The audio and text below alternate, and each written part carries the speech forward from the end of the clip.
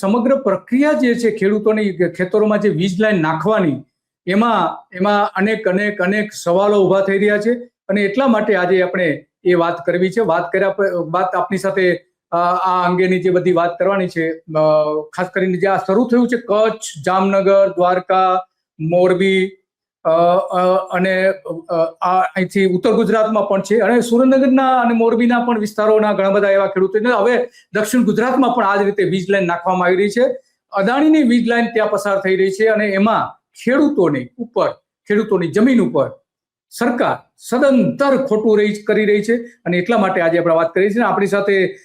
પ્રમોદભાઈ આપણી સાથે જોડાઈ ગયા છે અને પ્રમોદભાઈ આ બધી જ વાત આપણે કરવાના છે કે ત્યાં ખરેખર શું ચાલી રહ્યું છે, કેટલા ખેડૂતોને એક જ તાલુકામાં કેટલા ખેડૂતોને અસર થઈ રહી છે અને શું ખોટું કરવામાં આવી રહ્યું છે, એ બધી જ આપણે વાત કરવાના છે.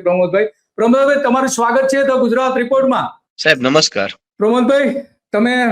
હવે સરકાર અને ખાસ કરીને જિલ્લા વહીવટી તંત્ર